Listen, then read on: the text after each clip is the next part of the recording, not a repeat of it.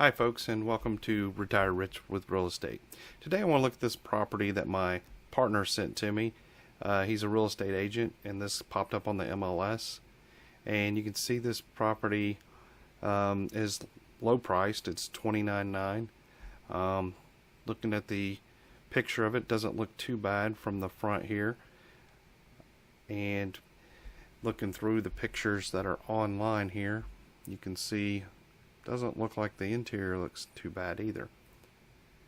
One of the things that we try to do is try to look as much as you can on the internet, find out as much about a property before you actually take the time to drive out there and waste your time to go look at something. You want to see what information you can find available online. One of the things we have here is we have a GIS system here in town, and we can look up the property records, find out who owns the property, how much was paid for the property, things like that. And that's what we're going to do right here. Check this out, and here it comes.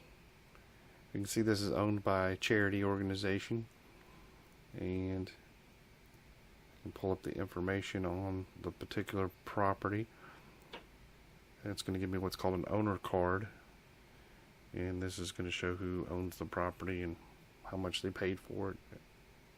It's all good information to know. Another thing you can do is Google the property. You can pull up a Google map, and once you get that up, if you're in a large metropolitan area, you're probably going to have the ability to do a street view, which is what I'm doing here. You can see that this house looks like a new three-dimensional roof. You can kind of look around at the street view, see what's around the property, how the neighborhood looks. Are the properties around it being taken care of? Are they run down? They look abandoned or anything like that? You can also look to see on there's usually going to be a date that'll show you when these pictures were taken, and make sure they're pretty current and not real old. But this looks like something we would be interested in, so we're going to go take a look at it. Okay, we've just arrived at the property, and my business partner, he's a real estate agent, so he's got us a code to get in here. It's pouring the rain today. It's a little bit noisy. The street is very busy. Coming on in here, there's a bedroom here on the front of the house. It's got a cheap laminate flooring. It's not in too bad a shape though.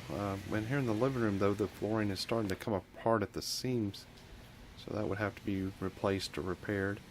These things just got wall heaters in the rooms. There's no air conditioning in this house, which that's a negative. There's a cabinet missing here on the wall. It's actually sitting here in the floor, so that would have to be rehung. It's got a nice counter and a nice backsplash, decent looking appliances. There's no power on in here, so we've opened the doors so we can get a little bit of light in here to see what's going on. Washer and dryer is located here in the kitchen. This is the second bedroom here. It's got a little closet and then a little nook over here on the other side. Looks like they've got a rod in there. They've used it a little bit like a closet. The tile here in the bathroom is kind of busted up around the toilet. It's real dark in here because we don't have any power, so I'm going to turn on a flashlight, take a look. It's not too bad, but we would have to repair around the toilet, the flooring.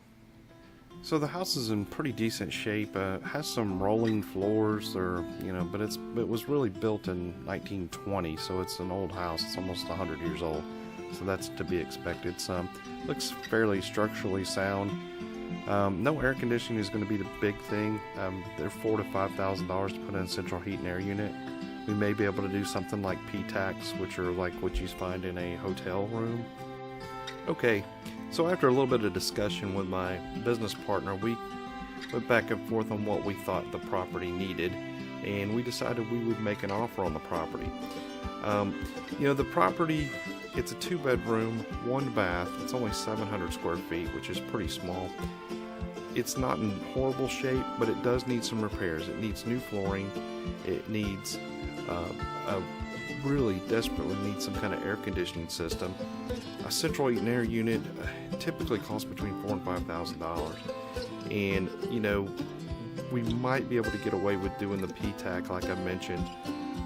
That would probably still cost maybe $2,000 or $3,000. So you have to take all those things into account when you're figuring out an offer.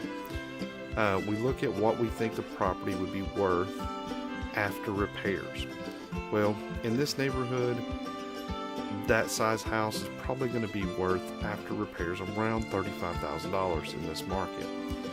That's what we feel would be the maximum we'd want to have in that property. We also feel that it's only going to rent for around $600, which is a little bit less than some of our other 2-bedroom, 1-bath houses because of the size there again. We've got some 2-bedroom, 1-baths that are close to 1,000, 1,200 square feet. So, you know, this house being smaller is going to make it rent for less.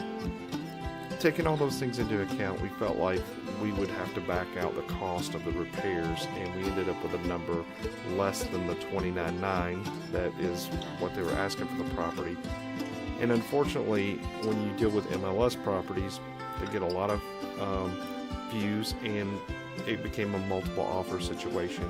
Someone came in and bid full price or more on the property. I don't know exactly what they bid, but they outbid us, and that's okay. We never want to overpay for a house. We always want to buy at a deep discount. And there's reasons for that, really twofold. First of all, when you're doing a rehab on a property, which this is going to need some rehab, you're always going to find problems that pop up that you didn't know they were there. I mean, we're looking at a house right now that has no power turned on. So I don't know what condition the electrical's in. We may find things that don't work, or light fixtures or plugs or whatever. Those would be extra expenses that we would have to fix. So we want to have a little bit of cushion there. If we buy the property at a discount and we end up having to spend more on repairs than we anticipated, then we've got that cushion built in. The second reason we always want to buy at a discount is for the real estate market itself. Right now we're kind of in a bull market. The prices are going up, things are moving, inventory's low, there's a lot of people looking for houses. But that could turn, and we saw that happen in 2007. The bottom falls out, and then where are you at? If your property value drops suddenly, at least if you bought at a discount, you have the ability to recoup some of that loss or to get out of it before the bottom falls out. So that's another reason why we want to buy at a discount. Thanks for watching. If you liked our video, please give us a thumbs up, subscribe to our YouTube channel, and for more information, you can go to retirerichwithrealestate.com.